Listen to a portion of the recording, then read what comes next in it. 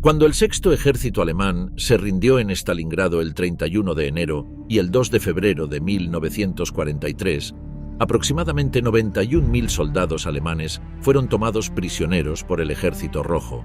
Entre ellos estaba Friedrich Konrad Winkler, un soldado de 34 años con varias condecoraciones por su servicio.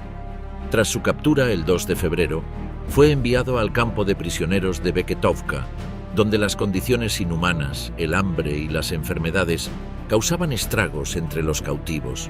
Apenas una semana después, entre el 8 y el 10 de febrero de 1943, Winkler murió debilitado por la desnutrición y la falta de atención médica.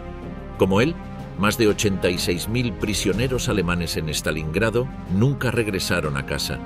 Muchos perecieron en los campos soviéticos en los primeros meses y sus cuerpos nunca fueron recuperados. Sus familias quedaron en la incertidumbre, sin conocer dónde ni cómo murieron. Los soldados que entregaron su vida por Alemania y el Führer quedaron olvidados en el cautiverio soviético. Miles murieron en campos de prisioneros, sin reconocimiento ni retorno a su patria. ¿Qué les ocurrió a los alemanes capturados en el Frente Oriental? No es ningún secreto que el Frente Oriental, la invasión de la Unión Soviética, fue la perdición de la Alemania nazi. Nada pudo haber preparado a Hitler para lo que encontró en ese escenario de guerra. El crudo invierno, la disciplina soviética y la feroz actividad partisana convirtieron cualquier avance hacia Moscú en una verdadera pesadilla. Miles de soldados nazis murieron de hambre, frío o en las múltiples escaramuzas y trampas organizadas por los partisanos soviéticos. Pero incluso estas muertes resultaron preferibles a lo que los soviéticos hicieron con los alemanes capturados. Hombres y mujeres soviéticos veían en la guerra una oportunidad de vengarse de los alemanes por todas las atrocidades cometidas durante la invasión de la Unión Soviética, una campaña que llamaron Barbarroja.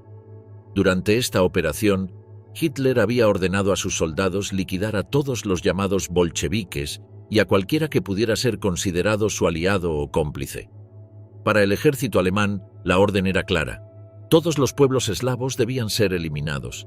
La guerra que Alemania libró contra la Unión Soviética fue una guerra de exterminio, en contraste con la manera en que actuaron en el frente occidental y el trato relativamente más indulgente hacia los franceses. Además, Hitler ordenó una política de tierra quemada en la retirada. Con esta orden, los soldados nazis masacraron aldeas enteras y destruyeron pueblos, dejando únicamente muerte y devastación a su paso. Pero cuando el Ejército Rojo comenzó a contraatacar, las atrocidades alemanas regresaron para atormentarlos. Las acciones genocidas perpetradas por los soldados de Hitler quedaron grabadas en la memoria colectiva de los soviéticos. De hecho, Stalin no necesitó demasiada propaganda para demonizar a los alemanes. Muchos de los soldados rusos que luchaban contra los nazis eran ellos mismos víctimas, sus hogares destruidos, sus madres, hermanos y hermanas masacrados. El pueblo soviético fue el que más sufrió en la Segunda Guerra Mundial, con más de 27 millones de personas asesinadas. Con todo este odio y resentimiento acumulados contra los alemanes, los jóvenes soviéticos respondieron al llamado de Stalin para expulsar a los invasores con una furia indescriptible. Stalin también ordenó que el Ejército Rojo implementara una política de tierra quemada para negar a los alemanes y sus aliados cualquier acceso a suministros básicos. Para llevar a cabo esta orden, se formaron batallones de destrucción en las áreas del frente, los cuales tenían autoridad para ejecutar sumariamente a cualquier persona sospechosa. Estos batallones incendiaron aldeas, escuelas y edificios públicos. Como parte de esta política, el Ejército Rojo y la Policía Secreta Soviética masacraron a miles de prisioneros antisoviéticos. La muerte en las marchas forzadas, la Policía Secreta Soviética era la responsable de los prisioneros de guerra alemanes. Tenían la tarea de transportarlos desde el frente de batalla hasta los campos de prisioneros en el interior de Rusia. Pero la mayoría de los transportes estaban reservados para el esfuerzo de guerra, por lo que la policía secreta de Stalin decidió ahorrar recursos obligando a los prisioneros a marchar a través de las gélidas estepas rusas. En Ucrania y Bielorrusia occidental, 60.000 prisioneros fueron obligados a evacuar a pie. Los registros soviéticos oficiales indican que 9.800 fueron ejecutados en las prisiones. 1.443 fueron ejecutados durante el proceso de evacuación, 59 murieron intentando escapar, 23 murieron por bombas alemanas, 1.057 murieron por otras causas. No todos estos prisioneros eran alemanes. Muchos eran prisioneros políticos que habían sido capturados antes incluso de que comenzara la guerra. En total, la Unión Soviética mató a casi 1 millón de prisioneros nazis. En la batalla de Stalingrado, la más sangrienta de toda la campaña, 90.000 soldados alemanes fueron capturados. Sin embargo, de todos ellos, solo 5.000 tuvieron la suerte de ser enviados de regreso a su país con vida. El castigo sin límites para los prisioneros alemanes. La clave para entender esta matanza radica en el hecho de que las autoridades soviéticas no castigaban y en ocasiones alentaban la brutalidad contra los prisioneros alemanes. No se consideraba un crimen de guerra ni una violación de tratados internacionales. Para muchos, era simplemente un servicio a la madre patria al eliminar a los cerdos fascistas de la faz de la tierra. Con el avance de la guerra, la administración política del Ejército Rojo intentó limitar la ejecución de prisioneros, ya que podían ser valiosas fuentes de inteligencia para utilizar contra el enemigo. Sin embargo, estos esfuerzos fueron en vano. En batalla, los soldados y comandantes del Ejército Rojo rara vez tomaban prisioneros. Se conocen múltiples casos de cautivos estrangulados y apuñalados con bayonetas. Al ver que no podían evitar que sus tropas asesinaran a los alemanes capturados, los oficiales soviéticos optaron por una solución administrativa. Al menos llevar un inventario de las armas y pertenencias personales confiscadas a los nazis antes de ejecutarlos. Leningrado y Stalingrado. Crueldad nazi y derramamiento de sangre. Los alemanes atacaron Leningrado en agosto de 1941. Los meses siguientes serían conocidos en los libros de historia soviéticos como los Meses Negros. Unos 400.000 residentes de Leningrado trabajaron en la construcción de las fortificaciones de la ciudad, mientras que 160.000 más se unieron a las filas del Ejército Rojo. Se formaron batallones de trabajadores y unidades de estudiantes, quienes participaron en la excavación de trincheras para defender la ciudad. El 7 de septiembre, la 20ª División Motorizada Alemana tomó la ciudad de Schlisselburg, cortando todas las rutas terrestres hacia Leningrado. Los alemanes destruyeron las vías férreas hacia Moscú y, con la ayuda de los finlandeses, capturaron la línea férrea hacia Murmansk, dando inicio a un asedio que duraría más de 2 años. El asedio de Leningrado se convirtió en uno de los más largos y destructivos de la historia, y posiblemente el más costoso en términos de víctimas humanas. Se estima que 1,5 millones de personas murieron debido al asedio, en lo que fue prácticamente un genocidio cometido por el ejército alemán. Cuando Hitler estuvo seguro de que todas las rutas hacia y desde Leningrado estaban bloqueadas, ordenó la destrucción total de la ciudad sin tomar prisioneros. El 9 de septiembre comenzó el ataque final. En solo 10 días, los alemanes avanzaron hasta quedar a 11 kilómetros, 7 millas de la ciudad. Sin embargo, el avance se ralentizó considerablemente y las bajas alemanas se multiplicaron. Impaciente, Hitler ordenó que Leningrado no fuera tomada por asalto, sino que la población fuera aniquilada por hambre. Mientras tanto, el grupo de ejércitos centro permaneció en posición estática y fue objeto de múltiples contraataques soviéticos, en particular la ofensiva de Yelnya, en la que los alemanes sufrieron su primera gran derrota táctica desde el inicio de la invasión. Esta victoria fortaleció la moral soviética. Estos ataques llevaron a Hitler a centrar nuevamente su atención en el grupo de ejércitos centro y su avance sobre Moscú. Los alemanes ordenaron a los tercer y cuarto ejércitos Panzer que abandonaran el asedio de Leningrado para apoyar el ataque a la capital soviética. Los soldados soviéticos, muchos de los cuales tenían familiares y amigos en Leningrado, no estaban dispuestos a ceder. Hubo innumerables actos de valentía en la lucha contra los nazis durante este periodo. Uno de los héroes de la Unión Soviética fue Emir Lumanov, un teniente mayor de Crimea en el Ejército Rojo. Como hablaba alemán, el 20 de julio de 1941 se infiltró en una unidad alemana disfrazado de oficial nazi para inspeccionar a las tropas enemigas. La compañía alemana bajó las armas para presentar sus documentos de identificación. En ese momento, Lumanov tomó a toda la unidad como prisionera. Como su misión era entorpecer el avance alemán y no había oficiales de alto rango que pudieran proporcionarle información de valor, ordenó que un pelotón soviético ejecutara a los prisioneros contra un muro de ladrillos. La batalla de Stalingrado, un infierno para ambos bandos. Un año después, comenzó la batalla por Stalingrado, con un saldo de muertes similar tanto para los soviéticos como para el ejército atacante. Los alemanes enfrentaron enormes problemas para mantener sus líneas de suministro, y la escala masiva de destrucción significaba que muchos soldados alemanes fueron capturados por los soviéticos en un estado crítico de hambre y frío. Este problema se agravó cuando los prisioneros fueron obligados a marchar durante días hasta el punto ferroviario más cercano, para luego ser transportados a campos de reclusión que no eran más que recintos improvisados. Las condiciones en los campos eran inhumanas. La atención médica era mínima. No había instalaciones sanitarias, no había calefacción. Entre el 3 de febrero y el 10 de junio de 1943, la mitad de los 27.000 prisioneros en estos campos murió. De los 110.000 soldados de la Sexta Armada Alemana capturados en la primera fase de la batalla de Stalingrado, solo 90.000 llegaron hasta los campos de prisioneros, y el 75% de ellos murió en el invierno de 1943. Las estimaciones más sombrías indican que del total de alemanes capturados en 1941 y 1942, aproximadamente el 95% no sobrevivió hasta el final de la guerra. A inicios de 1943, el asedio de Stalingrado terminó, con más alemanes cayendo en manos soviéticas. Sin embargo, debido al asedio prolongado y a los inviernos extremos, los nuevos prisioneros estaban en peores condiciones que sus predecesores.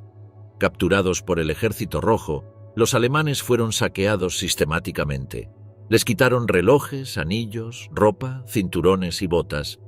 Si los anillos no podían ser removidos, les cortaban los dedos. Desde los puntos de captura, los prisioneros eran llevados a campos cercanos, pero estos no ofrecían mejores condiciones que los anteriores. Las marchas fueron mortales, y las temperaturas invernales alcanzaban menos 50 grados Celsius por las noches. Otras causas de muerte incluyeron falta de alimento, deficiencias vitamínicas, propagación de tifus. Para aquellos que lograron sobrevivir, las tasas de mortalidad siguieron siendo alarmantemente altas debido a la desnutrición y las condiciones insalubres. ¿Qué les sucedió a las mujeres alemanas en manos de los aliados? Cuando la guerra estalló en 1939, 140.000 mujeres alemanas estaban vinculadas a las Fuerzas Armadas. De ellas, 50.000 trabajaban como personal de secretaría y otras 90.000 como auxiliares. Para 1944, este número había crecido hasta 300.000. Bajo la legislación militar, sus funciones se expandieron rápidamente y podían encontrarse no solo dentro de Alemania, sino también en Polonia, Bielorrusia, los estados bálticos, Francia ocupada, Yugoslavia y Grecia. Entre ellas se incluían 8.000 mujeres trabajando en comunicaciones y 12.500 en el ejército de campaña. Además, unas 130.000 mujeres servían en la Luftwaffe, principalmente en roles administrativos y auxiliares, pero cada vez más operaban baterías antiaéreas. En teoría, era inusual encontrar mujeres alemanas en el frente de batalla, y aún más raro que fueran capturadas como prisioneras. Sin embargo, a medida que el régimen se tornó más desesperado, las mujeres recibieron armas para defenderse, y en los últimos días de la guerra, Hitler creó un batallón armado de mujeres.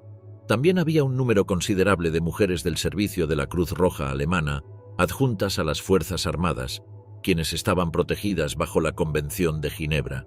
En general, la política alemana era evitar que cualquier mujer de las Fuerzas Armadas cayera en manos enemigas, y los comandantes locales eran personalmente responsables de su seguridad en caso de peligro inminente. Desde el 30 de septiembre de 1944, todas las mujeres menores de 21 años fueron evacuadas de los territorios ocupados, después de que varias unidades femeninas fueran capturadas en Rumania por los rusos, las mujeres capturadas por los aliados. A medida que la guerra llegaba a su fin, las mujeres alemanas que cayeron en manos de los aliados fueron reunidas y procesadas de la misma forma que los prisioneros varones.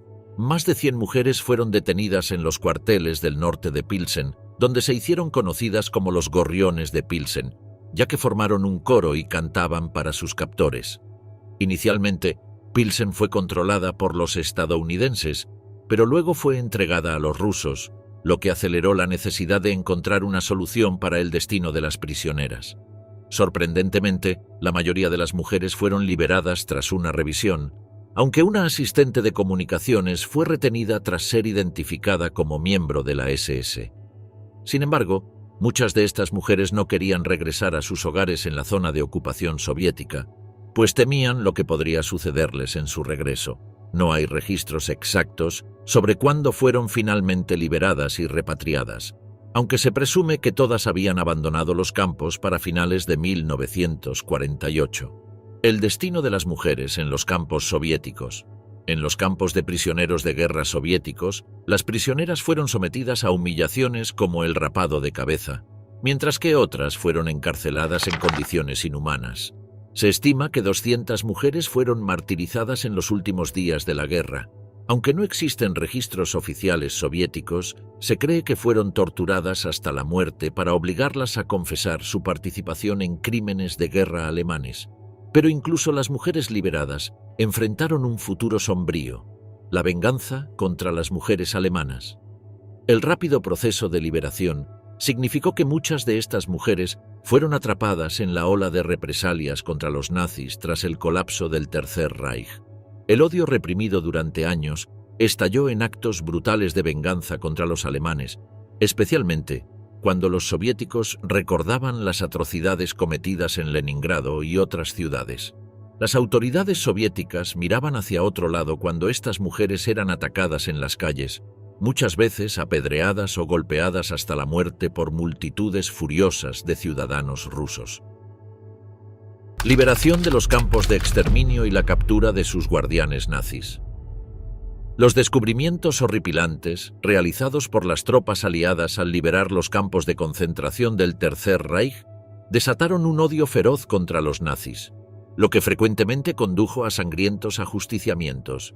El teniente coronel Felix L. Sparks, comandante del Regimiento de Infantería 157 dentro de la 45ª División de Infantería del Séptimo Ejército de los Estados Unidos, documentó un incidente fatídico ocurrido el mismo día de la liberación de Dachau.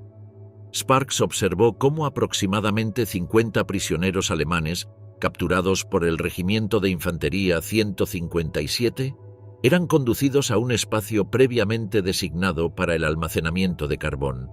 La zona tenía una pared de mampostería en forma de L de aproximadamente 8 pies de altura, situada junto a un hospital.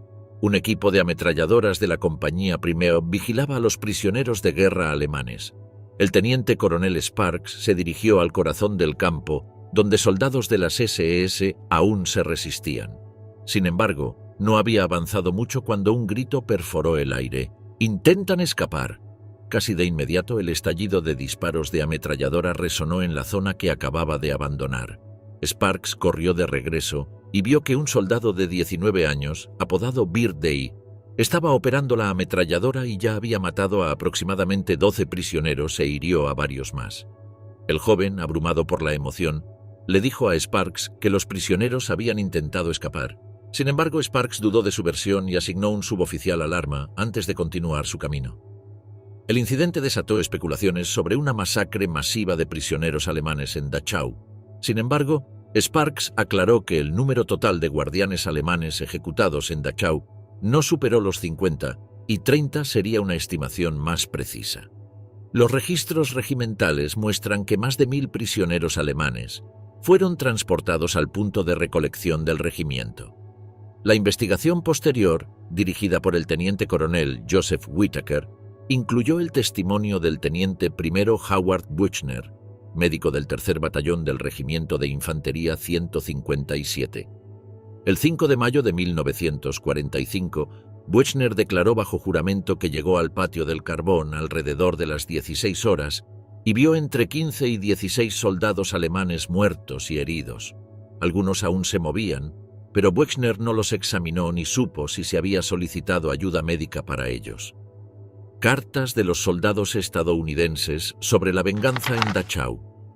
Algunas de las fuentes más valiosas sobre lo que ocurrió en los primeros días tras la liberación de Dachau son las cartas que los soldados estadounidenses enviaron a casa. El capitán David Wilsey, médico estadounidense, detalló en una carta a su esposa Emily las represalias que presenció. Wilsey escribió que no sintió ningún remordimiento al ver a los nazis ejecutados y que los consideraba bestias que merecían ser exterminadas. También relató que los prisioneros liberados atacaron de inmediato a los entrenadores de los perros guardianes, ya que estos habían matado brutalmente a numerosos reclusos. Wilsey también recordó cómo los soldados estadounidenses sometieron a los guardianes de las SS a un castigo extremo, dejándolos de pie durante horas en agua helada antes de ejecutarlos. Otros testigos reportaron que algunos guardianes de las SS fueron ejecutados sin juicio, junto con los perros que los habían acompañado en su cruel trabajo.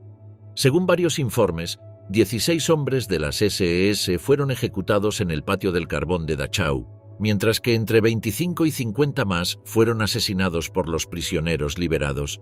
La venganza de los prisioneros de los campos de concentración. Cuando los prisioneros de los campos de concentración vieron entrar a los aliados, sintieron una oleada de energía, incluso cuando muchos estaban al borde de la inanición. En Buchenwald, algunos se lanzaron contra las cercas y alzaron a los soldados estadounidenses sobre sus hombros, mientras que otros se apresuraron a capturar a los hombres de las SS. Un oficial de las SS intentó empujar a un prisionero para escapar, pero los reclusos lo derribaron y lo pisotearon hasta matarlo. En otra parte del campo, guardianes de las SS, capos y colaboradores fueron linchados, sus cuerpos destrozados a golpes de puño, palos y palas. Un testigo narró cómo 2 prisioneros atacaron brutalmente a un guardia alemán, golpeándolo con una pala hasta matarlo. El teniente Bill Walsh, quien presenció la escena, observó cómo un prisionero pisoteaba repetidamente el rostro de un guardia de las SS, dejándolo irreconocible. Cuando un soldado estadounidense le preguntó si tenía mucho odio en su corazón, el prisionero simplemente asintió en silencio. Cazando a los guardianes nazis. Tras la liberación, un capellán estadounidense recibió un testimonio desgarrador de 3 jóvenes judíos que habían escapado de un campo durante la liberación. Contaron que capturaron a uno de los guardias de las SS más sádicos, quien intentó esconderse en un granero disfrazado de campesino. Los 3 lo golpearon hasta la muerte. Ejecutando a los guardianes nazis en los campos. Es imposible saber con certeza cuántos guardianes nazis y personal de las SS fueron asesinados por los prisioneros liberados o por los soldados aliados en la liberación de los campos de concentración. Sin embargo, se sabe que los soviéticos fueron quienes más probablemente llevaron a cabo estas ejecuciones, ya que su odio hacia los nazis era feroz. Gulag, el temido régimen soviético para prisioneros de guerra. El Ejército Rojo era bien conocido por su trato cruel hacia los prisioneros alemanes, pero estos no fueron los primeros en sufrir los complejos castigos del régimen soviético. Cuando la invasión alemana de la Unión Soviética comenzó el 22 de junio de 1941, la Unión Soviética ya tenía un sistema de internamiento para prisioneros de guerra en pleno funcionamiento. Este sistema de campos de prisioneros era conocido como Gulag, y sus autoridades tenían una larga experiencia en la administración de estos campos y en la realización de interrogatorios. Al inicio de la Operación Barbarroja, la Unión Soviética ya contaba con 8 campos de prisioneros de guerra, incluyendo campos normales para oficiales y soldados rasos, así como campos de castigo con regímenes más severos. Se crearon 30 campos de recepción de prisioneros en Ucrania y Karelia, anticipando la llegada de soldados alemanes capturados. Sin embargo, tras un mes de guerra, solo 19 campos seguían en territorio controlado por los soviéticos debido al rápido avance del ejército alemán. Los primeros prisioneros de guerra alemanes. En los primeros meses de la guerra, el número de alemanes capturados por el Ejército Rojo no fue significativo, ya que la mayoría de las tropas soviéticas estaban en retirada ante el ataque de las fuerzas de Hitler. Investigaciones alemanas posteriores sugieren que hasta 30.000 soldados fueron capturados por el Ejército Rojo antes de finalizar 1941. La población de los campos de prisioneros no solo incluía alemanes, sino también rumanos, italianos y búlgaros. El odio de los soldados soviéticos y de la población local hacia los prisioneros hizo que no recibieran ninguna compasión, lo que redujo aún más sus posibilidades de supervivencia. Este odio no se limitó a los soviéticos, sino que también los rumanos despreciaban a los oficiales alemanes. Miles de jóvenes rumanos fueron forzados a combatir en Stalingrado y en otras batallas del Frente Oriental bajo el mando alemán. Cuando fueron capturados en 1942, los soviéticos no hicieron distinciones entre los rumanos y sus oficiales alemanes. Sin embargo, los rumanos nunca olvidaron por qué estaban allí. Cuando un convoy de prisioneros de guerra cruzó el río Volga rumbo a un campo de internamiento, los rumanos aprovecharon la oportunidad para ahogar a los oficiales alemanes en el río. Fue una muerte atroz para docenas de oficiales alemanes que habían brutalizado a los soldados rumanos en la batalla. Traslado de los prisioneros al corazón de la Unión Soviética. Para la primavera de 1943, las autoridades soviéticas comenzaron un registro detallado de los prisioneros y su transporte a campos permanentes, ubicados principalmente en Uzbekistán, Astracán y Karaganda. El traslado de los prisioneros se realizó en trenes abarrotados, en viajes que podían durar semanas. Durante estos largos y agotadores trayectos, los prisioneros tenían acceso intermitente a alimentos y agua. De los primeros 30.000 prisioneros enviados de esta manera, solo 15.000 llegaron con vida. En esos días, un discurso de Stalin, publicado en el Pravda, fue leído por millones de personas. En su discurso, Stalin ordenó que los enemigos alemanes fueran destruidos hasta el último hombre. Desobedecer al líder supremo era un crimen castigado con la pena de muerte, pero al mismo tiempo, los soldados soviéticos podían ser sometidos a consejos de guerra si violaban la Convención de Ginebra. Por ello, los oficiales del Ejército Rojo y de la Policía Secreta Soviética simplemente dejaron a los prisioneros librados a su suerte, permitiendo que murieran de manera lenta y dolorosa. 1944 fue un año de increíbles victorias para el Ejército Rojo, y solo en ese año 700.000 soldados alemanes y de las fuerzas del Eje fueron capturados, la mayoría en la segunda mitad del año. Las condiciones de los campos eran extremadamente precarias debido a la escasez de espacio, alimentos, medicinas, ropa y transporte. El saqueo de las pertenencias de los prisioneros al momento de su captura solo empeoró la situación. Miles de prisioneros murieron en los primeros meses del año debido a frío, hambre, enfermedades cardíacas y tifus.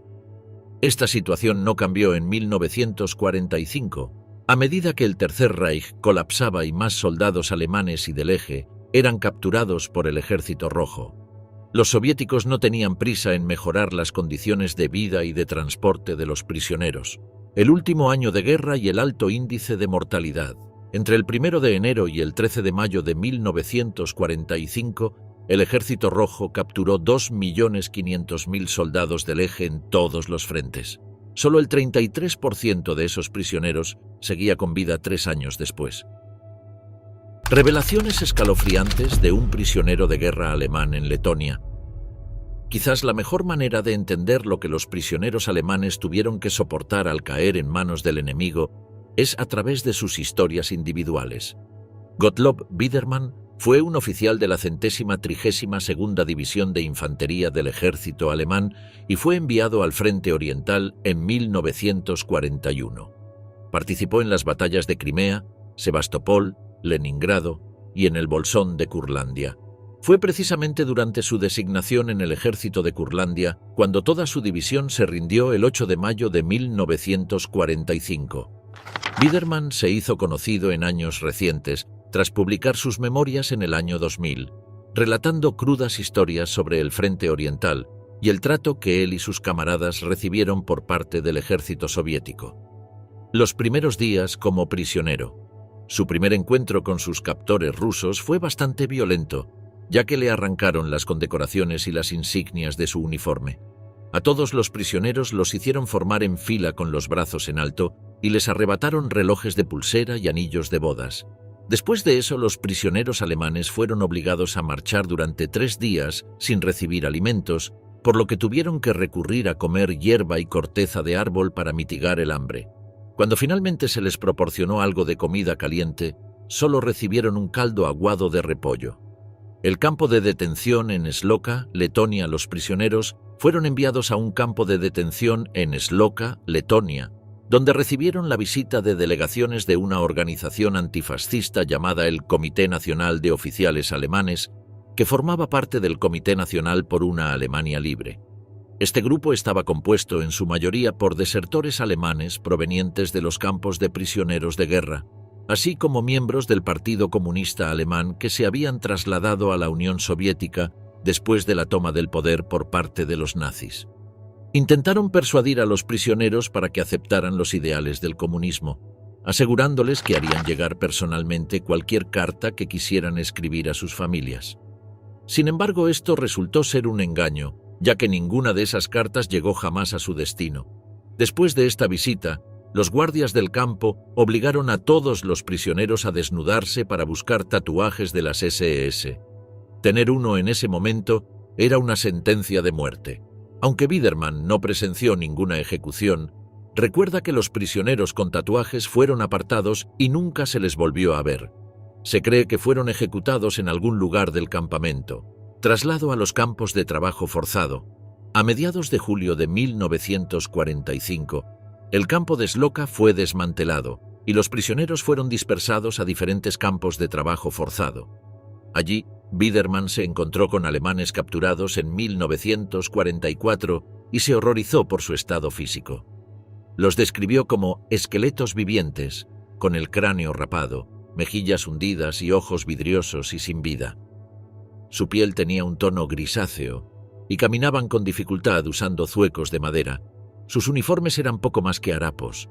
Habían estado encarcelados por menos de un año, pero para Biedermann eran un recordatorio cruel de que su propio futuro no tenía esperanzas. El trabajo forzado y la propaganda soviética. El 7 de noviembre de 1945, los guardias soviéticos anunciaron a Biedermann y a sus compañeros que la Wehrmacht había dejado de existir. Se les informó que los rangos militares habían sido abolidos y que ahora debían trabajar para reparar el daño que los fascistas habían causado a la URSS. No hay certeza sobre el número total de prisioneros capturados por la URSS durante la guerra. Análisis detallados tanto de fuentes alemanas como soviéticas solo muestran discrepancias entre los informes. Se cree que la cifra total de prisioneros podría haber alcanzado el 1.000.000 de personas. Liberación y repatriación. La mayoría de los prisioneros alemanes en manos soviéticas, incluyendo a Biedermann, fueron repatriados en 1948. Durante su cautiverio, Biedermann fue transferido entre diferentes campos, desde Letonia hasta Siberia, y finalmente a un campo de trabajo forzado cerca de Gagrilovo, en el Cáucaso. Un día, él y 50 de sus compañeros fueron subidos a un vagón de tren sin conocer su destino. Al principio creyeron que iban a ser trasladados a otro campo, pero notaron que el tren seguía avanzando hacia el oeste. Esto les dio esperanzas, y finalmente, tras una semana de viaje, llegaron a su destino en Frankfurt del Oder. Allí, fueron alineados y obligados a dejar todas sus pertenencias a sus pies.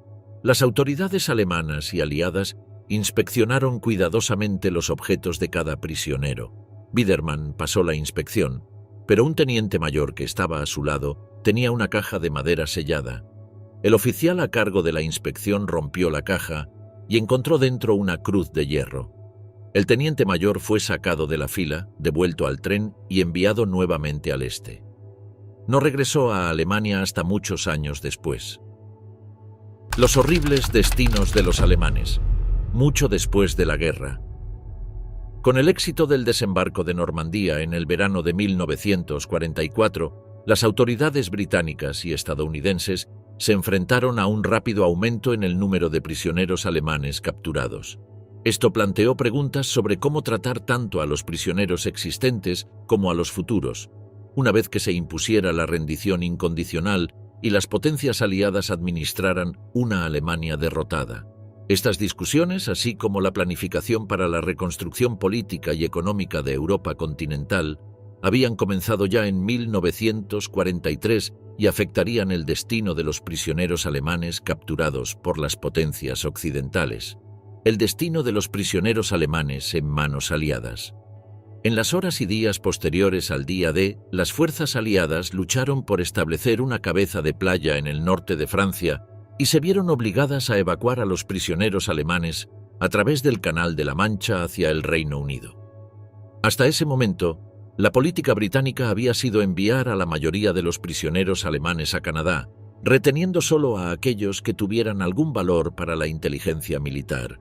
Sin embargo, en enero de 1944 se inició un plan tentativo para retener a algunos prisioneros cuidadosamente seleccionados como mano de obra. Esto se debió a la creciente demanda de trabajadores en el Reino Unido. Los italianos ya estaban siendo incentivados para cooperar y posteriormente fueron reasignados a trabajos prohibidos para prisioneros de guerra según la Convención de Ginebra, lo que creó una inminente escasez de mano de obra agrícola en Gran Bretaña. Esto llevó a una decisión del Gabinete de Guerra el 12 de julio de 1944, en la que se permitió el uso de 17.200 prisioneros alemanes en agricultura, suministro y transporte de guerra, siempre que estuvieran bajo guardia permanente y en grupos de no más de 12 personas. La mayoría de estos prisioneros fueron utilizados como mano de obra en las Islas Británicas y nunca regresaron a Alemania. En la Unión Soviética, la situación de los prisioneros después de la guerra fue mucho más grave. Debido a la magnitud de la destrucción dejada por los nazis, se esperaba que el trabajo de reconstrucción tomara mucho tiempo. Stalin ya había declarado varias veces que, al final de la guerra, los prisioneros de todos los estados enemigos, independientemente de su nacionalidad, podían esperar largos períodos de trabajo forzado. El aumento de la utilización de los prisioneros en la economía soviética ya había sido anunciado públicamente por Moscú en los 2 años anteriores. En Teherán, a finales de 1943, Stalin había hablado de necesitar 4 millones de trabajadores forzados durante muchos años como reparaciones de guerra. Para el verano de 1944, esta cifra había aumentado a 5 millones por un período de 10 años, una demanda que se repitió en reuniones posteriores de las potencias aliadas. El 16 de diciembre de 1944, una orden general decretó que todos los hombres alemanes entre 17 y 45 años y todas las mujeres entre 18 y 30 años en los territorios liberados del sureste de Europa que fueran capaces de trabajar serían enviados a la URSS. En 2 meses, alrededor de 110.000 personas ya habían sido identificadas y transportadas, y otros 100.000 fueron trasladados desde la Alemania, ocupada en los primeros meses de 1945. Este también fue el destino de los prisioneros de guerra alemanes en manos soviéticas, con solo unos 100.000 exentos por ser demasiado enfermos, demasiado viejos o demasiado jóvenes. El resto fue agrupado en aproximadamente 60 campos en Polonia y el este de Alemania, antes de ser transportados a la Unión Soviética, un proceso que se completó a finales de octubre de 1945. El trabajo forzado de los prisioneros alemanes también se extendió a otros territorios, donde materias primas estratégicas estaban en juego. Por ejemplo, fueron enviados a Yachimov, en Checoslovaquia, para extraer uranio, un recurso crucial para la industria nuclear de Stalin. Al principio, Stalin afirmaba que los prisioneros serían retenidos hasta que la reconstrucción estuviera completa, algo que calculaba tomaría 15 años. Sin embargo, la URSS liberó a la mayoría de sus prisioneros del eje entre mayo de 1945 y finales de 1949, aunque este periodo fue considerablemente más largo que el de las demás potencias aliadas. La mayoría de los liberados eran ancianos, enfermos o incapaces de trabajar. El 6 de junio de 1945 se decretó que todas las futuras liberaciones y repatriaciones requerirían la aprobación del Politburó y se basarían en criterios específicos.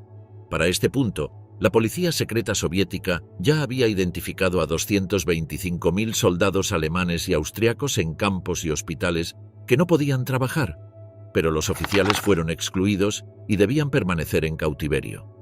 En agosto de 1945, se identificaron 708.055 prisioneros para ser liberados, entre ellos 412.000 alemanes, nuevamente porque eran incapaces de trabajar. El destino de los prisioneros que no fueron liberados. Pero, ¿qué pasó con los demás? Aunque la URSS quería deshacerse de los prisioneros económicamente inútiles, también quería evitar liberar a aquellos con evidentes tendencias antisoviéticas, por lo que cualquiera que fuera sospechoso fue retenido bajo algún pretexto. Dado que la URSS quería maximizar el potencial de trabajo de los prisioneros, Sergei Kruglov, jefe del Ministerio de Desarrollo, propuso enviar a casa a 150.000 hombres no aptos para trabajar y aumentar las raciones de los prisioneros restantes en un 10% para mejorar su productividad. Los relatos de prisioneros alemanes sobre su cautiverio describen la cultura del hambre en la mayoría de los 2.500 campos de la Unión Soviética. Sin embargo, también destacaron que esta situación era compartida por la población civil cercana, ya que simplemente no había suficiente comida en un país cuya capacidad productiva había sido devastada por la guerra. Los testimonios alemanes relatan la disentería generalizada y las estrategias de los prisioneros para sobrevivir, como el acaparamiento de alimentos, el robo dentro del campo y el comercio clandestino de comida. La desesperación era tan extrema que algunos prisioneros intentaban mutilarse a sí mismos para ser considerados no aptos para el trabajo y ser repatriados. Hubo casos de hombres que se amputaban dedos o se inducían ceguera. Otros intentaban ingerir grandes cantidades de sal para provocar edema y ser enviados de regreso a casa. Algunos lograron sobrevivir y fueron repatriados, pero muchos murieron en el intento. Erich Hartmann, la última batalla y el cautiverio en la URSS. El 8 de mayo de 1945, Erich Hartmann, el as de la Luftwaffe más destacado y el piloto de caza más exitoso de la historia, derribó un Jak-7 soviético sobre lo que hoy es la República Checa. Este enfrentamiento ocurrió el mismo día en que Alemania firmó su rendición incondicional. Poco después, recibió la orden de volar a Dortmund, donde se suponía que debía rendirse a los británicos. Sin embargo, otras unidades alemanas recibieron instrucciones de esperar la llegada de las fuerzas soviéticas. Los pilotos soviéticos, ansiosos por vengarse de sus adversarios más formidables, representaban una amenaza significativa para los ases alemanes. En respuesta, el alto mando alemán intentó ocultar a sus pilotos de combate más excepcionales. Hartmann, sin embargo, no pudo cumplir con este plan. En su lugar, roció sus aviones con combustible y los incendió para evitar que cayeran en manos enemigas. Finalmente, unidades de tanques estadounidenses lo capturaron, junto con sus compañeros pilotos. El cautiverio en la Unión Soviética para octubre de 1945, el renombrado aviador fue trasladado a la región de Vologda, en la Unión Soviética. Pasó 2 años en Griazovets, un campo de prisioneros de guerra donde las condiciones, aunque duras, eran preferibles a su primer lugar de encarcelamiento, un campo de trabajo en un pantano de turba, donde los prisioneros morían en cantidades alarmantes debido a las condiciones extremas. Durante su cautiverio, Hartmann sufrió repetidos castigos en confinamiento solitario. Como oficial de la Luftwaffe de solo 23 años, se negó rotundamente a colaborar con sus captores soviéticos. Su desafío fue tan firme que incluso se negó a firmar documentos escritos en alemán, a pesar de ser fluido en varios idiomas, incluyendo ruso y chino. Durante su encarcelamiento, Hartmann recibió una revelación impactante. Su antiguo camarada, Hermann Graf, se había declarado amigo de la URSS e incluso solicitó servir en el Ejército Rojo. Aunque su solicitud fue rechazada, su sentencia fue significativamente reducida. En 1947, Hartmann informó a su esposa en una carta que había sido trasladado a un nuevo campo de prisioneros, ubicado a 60 kilómetros de Vologda. Describió las condiciones del lugar. 400 prisioneros amontonados en cada barracón grande. Dormían sobre tablones de madera estrechos. Condiciones sanitarias medievales, sin instalaciones modernas. Asistencia médica funcional, pero limitada. Raciones diarias, o 600 gramos de pan, o 30 gramos de mantequilla, o 40 gramos de azúcar, o 2 tazones de sopa, o una porción de avena. La desnutrición y la distrofia eran generalizadas. Con la llegada del invierno, el suelo se cubría de nieve, pero los piojos y chinches infestaban los barracones en cantidades abrumadoras. Hartmann admitió con ironía que incluso el ganado en Alemania recibía un mejor trato. Siendo un piloto alemán famoso, recibía un trato levemente mejor que muchos otros. Hartmann exigió su ejecución en lugar de seguir sufriendo, pero su solicitud fue ignorada. A pesar de todo, mantuvo la esperanza, repitiendo en su mente un lema militar: «Levántate y vence». En su carta reafirmó a su esposa que algún día se reunirían, se abrazarían y serían felices nuevamente. A lo largo de los años, su esposa le escribió aproximadamente 400 cartas, pero solo pudo leer unas 40. Una tragedia familiar lo golpeó cuando su hijo de 3 años, Peter, falleció. Hartmann no recibió la noticia sino hasta un año después. Los prisioneros pasaban la mayor parte del tiempo construyendo carreteras y edificios. Sin embargo, Hartmann se negó a realizar trabajos que beneficiaran a la Unión Soviética. Solo aceptó tareas dentro del campo, citando las convenciones internacionales que prohibían el trabajo forzado de prisioneros de guerra. Los servicios de inteligencia soviéticos temían que un héroe de guerra alemán influyera en otros prisioneros. En 1950, lideró una revuelta en un campo de prisioneros en la región de Rostov. Durante la insurrección, los prisioneros tomaron el control del campo. Aislaron a los oficiales y guardias soviéticos. Eliminaron a los informantes dentro del campo. Hartmann contactó al mando soviético en Rostov del Don, exigiendo que una comisión internacional investigara el caso. En su lugar, se envió una unidad militar armada para sofocar la rebelión. La URSS intentó juzgar a Hartmann como criminal de guerra para quitarle su estatus de prisionero de guerra y anular cualquier protección internacional. Se le acusó de 3 crímenes principales. 1. Destrucción de 345 aviones soviéticos, acusación que él admitió. Segundo, bombardeo de una panadería en Smolensk, acusación que negó. Primera matanza de 700 civiles en Briansk mediante ametrallamiento aéreo, acusación que negó rotundamente. Hartmann argumentó que su unidad nunca operó en esas regiones y que matar 700 personas desde un avión era imposible. En diciembre de 1949, fue sentenciado a 25 años de prisión, extendidos a 50 años tras la revuelta. Su esposa y su madre enviaron numerosas peticiones a las autoridades soviéticas para lograr su liberación. Su madre, Elisabeth Hartmann, llegó a escribir 51 cartas a Stalin, prometiendo personalmente vigilar a su hijo para que no actuara contra la URSS. El canciller de Alemania Occidental, Konrad Adenauer, desempeñó un papel crucial en su liberación. Durante su visita a Moscú en 1955, negoció la liberación de los prisioneros de guerra alemanes aún retenidos en la URSS. Moscú aceptó la solicitud, ya que buscaba mejorar las relaciones con Alemania Occidental y obtener acuerdos financieros favorables. En otoño de 1955, Hartmann finalmente regresó a su hogar. Después del cautiverio sin otra profesión más que la aviación, aceptó una oferta del gobierno alemán para viajar a EOU y entrenar pilotos alemanes y estadounidenses. Se retiró en 1970, dedicándose a carreras de autos y fundando varias escuelas de aviación. Falleció en septiembre de 1993 debido a una neumonía, cerrando el capítulo de la vida del as de combate más exitoso de la historia. Erich Burkhardt, un soldado en Stalingrado.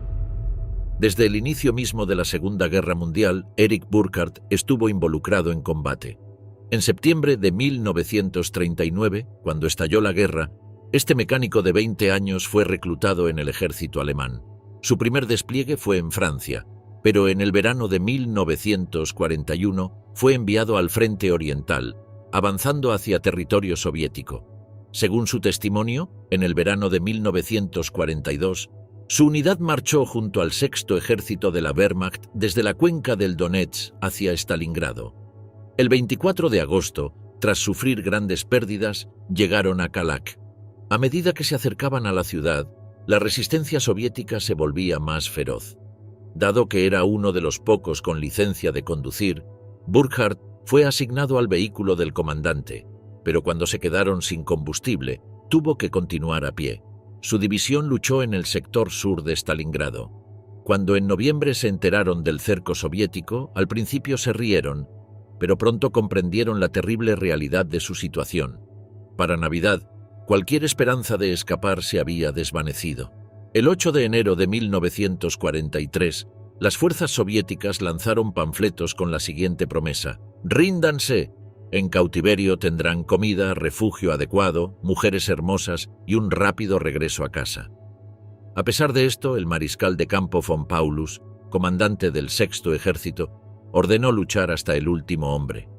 Sin embargo, para muchos soldados, la perspectiva de ser capturados era más aterradora que la batalla misma en el infierno del Kessel.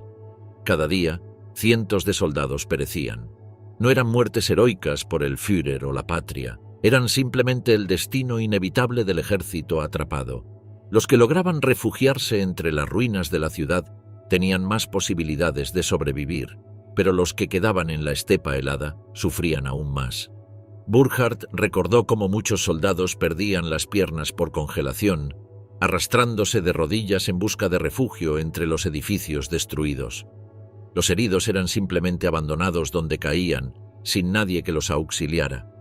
Sus gritos resonaban hasta que se desangraban y morían. A medida que la situación se deterioraba, algunos soldados recurrieron al suicidio.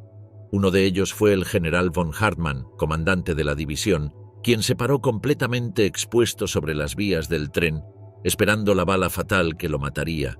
El ambiente era de desesperanza y resignación. El 31 de enero de 1943, las fuerzas soviéticas llegaron a la entrada de su refugio. Sin otra opción, los soldados alemanes restantes arrojaron sus armas. Captura y el tren de la muerte a Uzbekistán fueron sacados al exterior y marchados hasta la Plaza Roja, en el corazón de Stalingrado. Allí Burckhardt presenció un momento clave. El mismo comandante que les había ordenado luchar hasta el último hombre había elegido rendirse. Sin embargo, lo peor apenas comenzaba. Lo que Burckhardt vivió durante su transporte al cautiverio superó incluso el horror del Kessel de Stalingrado. Los prisioneros fueron hacinados en vagones de tren, 100 hombres por compartimiento con mínima comida y, lo más devastador, sin acceso a agua. A través de las grietas de las paredes de madera, mientras el tren traqueteaba por territorio soviético, podían ver a los guardias llenando las calderas de la locomotora con agua. Mientras ellos morían de sed extrema, las muertes comenzaron pronto. Los cadáveres eran apilados en el centro del vagón, pero con el tiempo, los sobrevivientes estaban demasiado débiles para moverlos. Los moribundos apenas tenían fuerzas para arrastrarse hasta la pila antes de exhalar su último aliento. Los cuerpos en el fondo comenzaron a descomponerse. Después de 22 días, cuando el tren finalmente llegó a Uzbekistán y las puertas se abrieron, solo 6 hombres seguían vivos en el vagón de Burckhardt. 94 habían muerto. En algunos vagones no hubo ningún sobreviviente. En el campo de prisioneros, la comida era escasa y las enfermedades como la malaria, el tifus y la disentería se propagaban sin control. Entre febrero y mayo de 1943, de los 6.000 sobrevivientes del tren, solo 1.200 permanecían con vida. En mayo, Burckhardt fue trasladado a un campo de prisioneros en los Urales, donde soportó trabajo forzado y desnutrición severa. Perdió 44 kilos y su salud se deterioró drásticamente. Finalmente, en agosto de 1945, un médico del campo certificó que estaba gravemente enfermo por inanición, lo que permitió su regreso a casa. Cuando llegó a Sajonia, le advirtieron que guardara silencio sobre lo que había soportado en cautiverio soviético. En la Alemania Oriental, DDR, el sufrimiento de los prisioneros de guerra alemanes era un tema prohibido. El tren de la muerte a Uzbekistán, como Burckhardt lo describió, representa uno de los peores abusos cometidos contra prisioneros de guerra alemanes. Miles perecieron en estos transportes inhumanos. Sin embargo, algunos exprisioneros afirmaron haber recibido buen trato durante su tiempo en cautiverio. De los 3.3 millones de soldados alemanes capturados por la URSS, 1.3 millones nunca regresaron. Los nazis se hicieron famosos por su increíble crueldad y destrucción durante la Segunda Guerra Mundial. Pero la represalia tras su derrota fue igualmente cruel. Los soldados y oficiales del Ejército Rojo no mostraron piedad con los invasores nazis, ejecutándolos en el campo de batalla, torturándolos en los campos de trabajo y obligándolos a reconstruir la economía soviética. Los hombres y mujeres de toda la Unión Soviética se unieron a la lucha contra los nazis. Los guardias nazis y oficiales de las SS rara vez lograron escapar de los campos de concentración donde trabajaban. Y aquellos que sí lo lograron, sufrieron las consecuencias de haber luchado en el bando equivocado durante años después de la guerra.